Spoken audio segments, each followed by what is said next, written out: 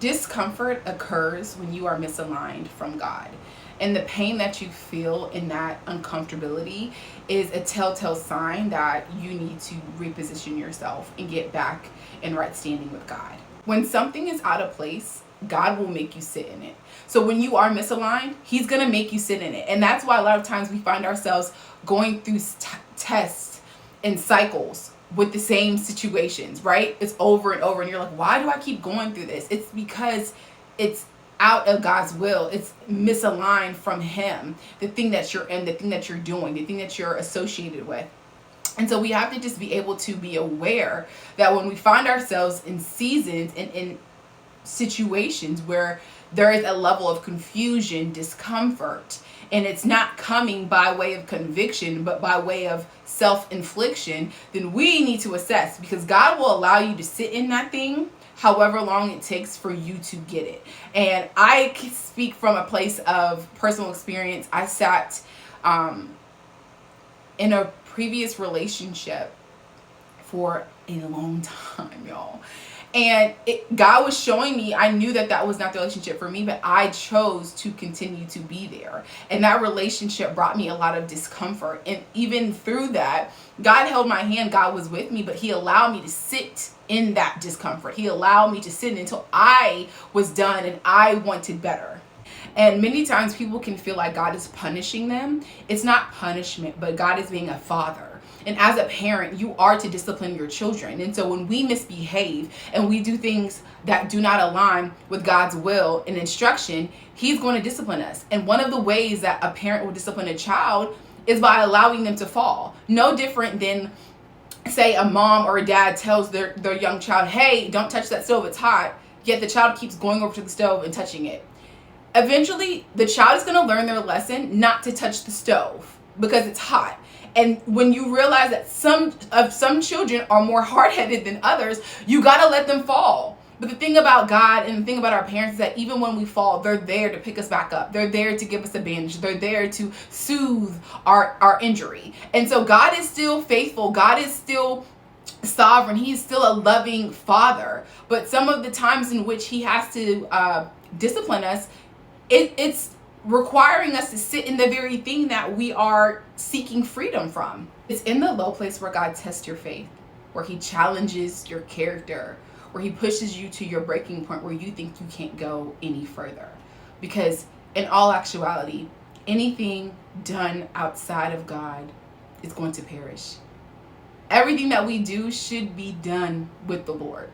And so when you get to that breaking point where you've had enough, that is when you begin to surrender yourself. That is when you realize that your plan, your will is not the answer.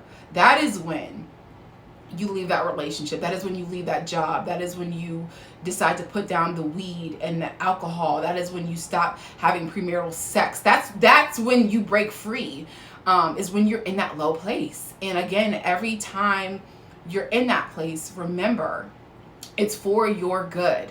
God loves to test us. And when you read the Bible, there's so many instances where He's testing His people. God tells Moses to inform the Israelites of certain commandments and statutes. And He says, this is a test. And He repeats it several times. This is a test. I'm testing you that you will not worship any other idols, that you will not worship any false gods. It's a test. And so God tests us continually. Like, I used to think like, oh, okay, I passed this test, or I finally got through this one situation, I'm in the clear. No, you get through one test and God has another one lined up for you. It may not be back to back, or it may be back to back, but there's always another test. And so I think when we look at tests as an opportunity to show God your skill set, show God your development, show God your strength, show Him how you've progressed. It's no different than being on a team, like in like high school or college, and like you get most improved player. Like, I'm trying to show God every test that I'm improving every time. Like, I don't want to be stagnant. And I think a lot of times when we think of a test, we're like, oh my gosh, God is testing me, we look at it as a negative.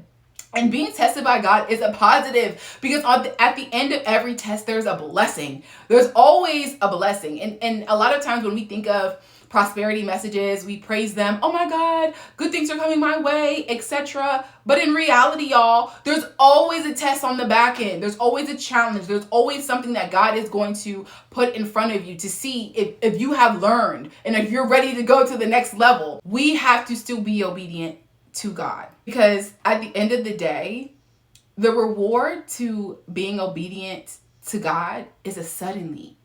He will do it in a suddenly. As Isaiah 60:22 says that I, the Lord, in its time will do this swiftly.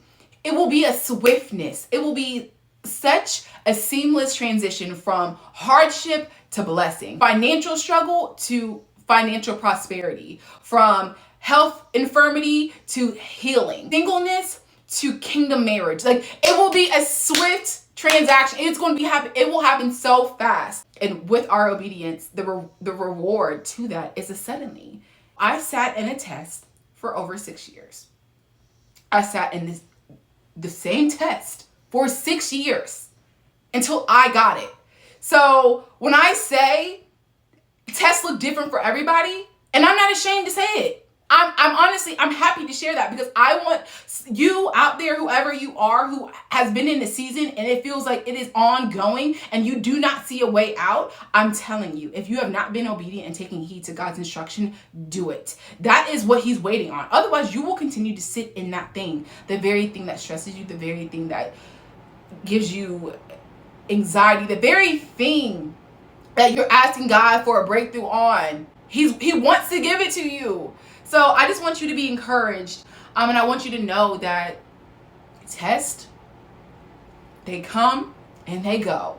They're not forever. They're for a season. But the duration of that season is up to you. It's time for you to show up. I don't know about y'all. When I think about like my college days or just being in school in general, whether you high school or whatever, when you prepare for that test or that exam and you know your stuff, like, I'm ready. Like, I'm definitely getting an A on this. I've studied, I'm prepared, it's going to be a breeze. That is how we should walk into our test. You know, you may not pass the first time. Okay, go back to the teacher, God, our Father, and get extra help. I need extra credit. I need a one-on-one session. Can I come to your office hours? Can I spend more time with you? Can you break this down to me so that I understand what I did wrong and why I got this question wrong? That way, going forward, I don't make the same mistakes on the next test. That is how we learn. It's like school. And I think a lot of times we're hard on ourselves, and we shouldn't be. It's natural. It's life. We're all tested. And how you look at a test is going to have an effect on how you perform during that test. A lot of times, if you go into a test unsure, you're going to second guess yourself, so you're not going to choose right answers. A lot of times, the first answer that you would have selected was the correct answer, but you kept going back and forth because you were unsure of yourself. So you chose the wrong answer when you had the right answer the whole time. And I think a lot of times we find ourselves unsure of ourselves, unsure of what to do. And I'm going to tell y'all something that I learned. Those of us who are unsure of who we are, what we're doing, we're confused if the decision's right or wrong, that is an indication that you need to spend more time with the Lord. That's all that means, y'all. Spend more time with the teacher. Sit in his presence. Let him pour into you. Sometimes, y'all, it's okay just to sit down and just say, God, I need help. James 4:2 says you don't have because you don't ask. We don't ask him. The student who had a C during midterms, but then pulled his grade through to an A- come finals, was the student who was going to office hours, was the student who sought out the teacher to get extra help because they knew that they couldn't do it on their own. That is how we should be. We need to be that student. We need to be hungry for that A. God didn't make us to be average. I'm not a B student. I'm an A student. I'm an honor roll student. I'm a Dean's List student. That's how we should be in the spirit. And you too can be that. So I pray this word blessed you guys. It definitely, just even sharing this is blessing me as I'm saying this because, again, like I said, tests, they come and they go. And I too get them just like y'all. But I want to share it because I think a lot of times we can feel isolated when we go through our tests. You don't feel like you have anyone to talk to, and it's normal.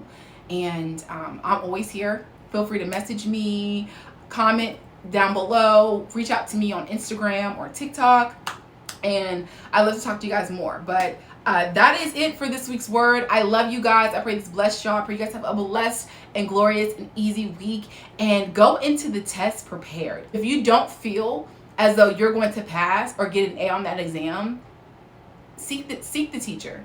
Go to his office hours. Spend some time with him and allow him to pour into you so that you have all the wisdom that you need to pass this test.